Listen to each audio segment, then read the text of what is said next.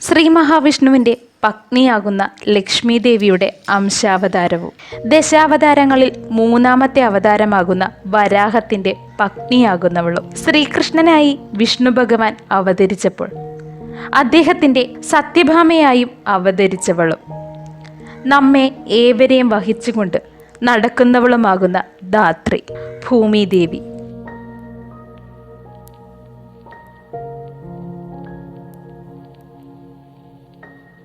പൃഥ്വി, വരാഹി, ധർത്തി, ധാത്രി, ധരണി, വസുധ, വസുന്ധര, വൈഷ്ണവി, കശ്യപി, ഉർവി, ഇര, വസുമതി, ധനിഷ്ക വസുമതി, ഹേമ, ഹിരൺമയ എന്നീ നാമങ്ങളിൽ നമ്മുടെ ഈ വളർത്തുമാതാവ് വിശേഷിപ്പിക്കപ്പെടുന്നു.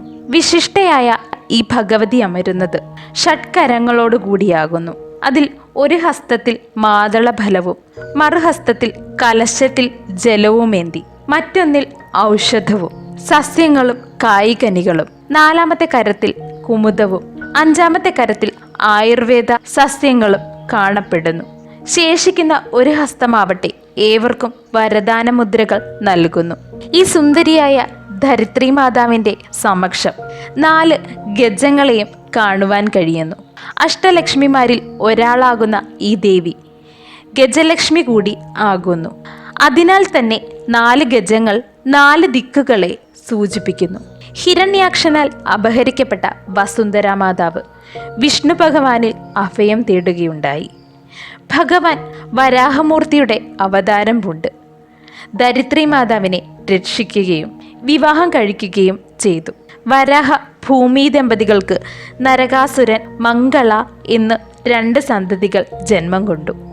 കൂടാതെ ത്രേതായുഗത്തിൽ ലക്ഷ്മി ദേവിയുടെ മറ്റൊരവതാരമാകുന്ന സീതാദേവിയുടെ ജനനിയും കൂടിയാകുന്നു ഭൂമി മാതാവ്. അതിനാൽ തന്നെ സീതാമാതാവിന് ഭൂമിജ എന്നൊരു നാമവും കൂടി ഉണ്ടാകുന്നു. ഭൂമിജ എന്നാൽ ഭൂമിയിൽ ജനിച്ചവൾ എന്നാകുന്നു. അതായത് ഭൂമിയുടെ മകൾ എന്നാകുന്നു. അങ്ങനെയെങ്കിൽ നമ്മൾ ഏവരും ഭൂമിജറാകുന്നു.